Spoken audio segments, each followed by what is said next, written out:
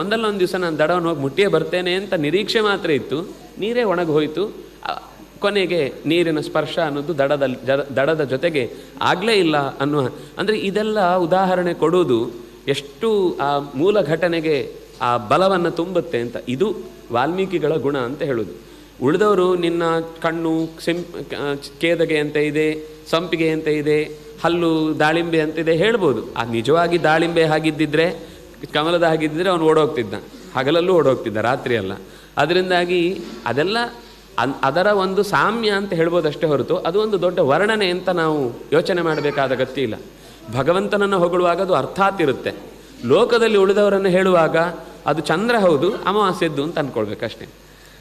ಹಾಗೆ ಲೋಕದ ವ್ಯವಸ್ಥೆಗೂ ಆಚೆ ವ್ಯವಸ್ಥೆಗೂ ಉದಾಹರಣೆ ಕೊಡುವಾಗ ಮತ್ತೆ ನಾನು ಯೋಚನೆ ಮಾಡುವುದೇನೆಂದರೆ, ವಾಲ್ಮೀಕಿಗಳು ಸಬ್ಜೆಕ್ಟ್ ಒಂದು ಸರ್ತಿ ಗ್ರಹಗಳ ಕಡೆಗೆ ಹೋಗ್ತಾರೆ, ಒಂದು ಸರ್ತಿ ಪ್ರಾಣಿಗಳ ಕಡೆಗೆ ಹೋಗ್ತಾರೆ, ಒಂದು ಸರ್ತಿ ಸಸ್ಯಗಳ ಕಡೆಗೆ ಹೋಗ್ತಾರೆ, ಒಂದು ಕಡೆ ಲೋಹದ ಕಡೆಗೆ ಹೋಗ್ತಾರೆ, ಒಂದು ಕಡೆ ಸಾರ್ಥವಾಹ ನೌರಿವ ಭಾರವಾದಂತಹ ಹೆಚ್ಚು ಭಾರವನ್ನು ಒಂದು ಕಡೆಗೆ ತೂಗಿಕೊಂಡ ನೌಕೆಯಂತೆ ಸಮುದ್ರದಲ್ಲಿ ಮುಳುಗಿ ಹೋಗುತ್ತೆ, ಹಾಗೆ ಬಿದ್ದ ಅಂತ ಹೇಳುವಾಗ ಈ ದೇಶದಲ್ಲಿ ಆ ಕಾಲದಲ್ಲಿ ಒಂದು ನೌಕೆಯ ಬಳಕೆ ಇತ್ತು ಅಂತ ಅರ್ಥ ಅಲ್ವಾ?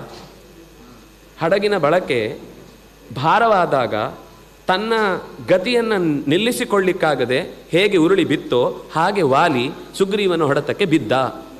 ಎಲ್ಲಿಂದ ಎಲ್ಲಿಗೆ ಸಂಬಂಧ ಅಂದರೆ ಆ ಮಾಧ್ಯಮ ಆ ಕಾಲದಲ್ಲಿ ಎಲ್ಲಿ ತನಕ ಎಲ್ಲ ವ್ಯವಹಾರ ಇತ್ತು ಅನ್ನೋದು ಆ ಉದ್ದೇಶ. ಅಂದರೆ ಆ ಕಾಲದ ಅಲ್ಲಿಗೆ ಹೋಗಿ ನಿಂತರೆ ನಾವು ಏನೆಲ್ಲ ಇತ್ತು ಅಂತ ಗೊತ್ತಾಗುತ್ತೆ. ಎಷ್ಟೆಲ್ಲ ಸಬ್ಜೆಕ್ಟ್ನ ಬಗ್ಗೆ, ಅಂದರೆ ಓದೋನಿಗೆ ಎಷ್ಟು ಸಬ್ಜೆಕ್ಟ್ ಗೊತ್ತಿರಬೇಕು.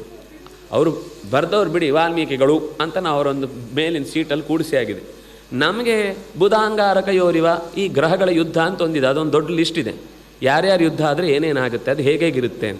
ಇಲ್ಲಿ ಬುಧ ಮತ್ತು ಅಂಗಾರಕವನ್ನೇ ಯಾಕೆ ಬಳಸಿದ್ರು, ಇವರಿಬ್ಬರಲ್ಲೂ ಅಂಥದ್ದೇನು ಸಾಮ್ಯ, ಅವುಗಳ ಯುದ್ಧದಿಂದ ಏನು ಪರಿಣಾಮ ಆಗುತ್ತೆ ಲೋಕಕ್ಕೆ, ಇವರಿಬ್ಬರ ಯುದ್ಧದಿಂದ ಏನು ಪರಿಣಾಮ ಆಯಿತು, ಇದೆಲ್ಲನೂ ಆ ಉದಾಹರಣೆಯ ಹಿಂದೆ ಅಡಗಿಕೊಂಡಿದೆ. ಇದು ವಾಲ್ಮೀಕಿಗಳ ಅಪರೂಪದ ಶೈಲಿ. ಬಹಳ ಜನ ಉಪಮೆಗಳನ್ನು ಕೊಡ್ಬೋದು, ಆದರೆ ಉಪಮೆಯಲ್ಲಿ ಇರುವ ವಿಷಯ ಸ್ವಾರಸ್ಯ ಮತ್ತು ವೈವಿಧ್ಯ ಮತ್ತು ಅದು ಅಪ್ರಾಪ್ರಿಯೇಟಾಗಿ ಕರೆಕ್ಟಾಗಿ ಅಲ್ಲಿಗೆ ಸರಿಯಾಗಿ ಹೊಂದುವಂಥದ್ದು. ಈಗ ಚಂದ್ರನಂತೆ ಇದ್ದರೂ, ಮೇರುವಿನಂತೆ ಎತ್ತರ ಇದ್ದ, ಬೆಟ್ಟದಂತೆ ದಪ್ಪಕ್ಕಿದ್ದ, ಇದೆಲ್ಲ ಸರಿ, ನಮಗೆ ಅದು ಆಕೃತಿಯಿಂದ ಮಾತ್ರ ಆಯಿತು. ಇದು ಆಕೃತಿಯನ್ನು ಮಾತ್ರ ಹೇಳುವ ಸಂಗತಿಗಳಲ್ಲ, ವಿಷಯದ ದೃಷ್ಟಿಯಿಂದ ಆಗುವ ಪರಿಣಾಮ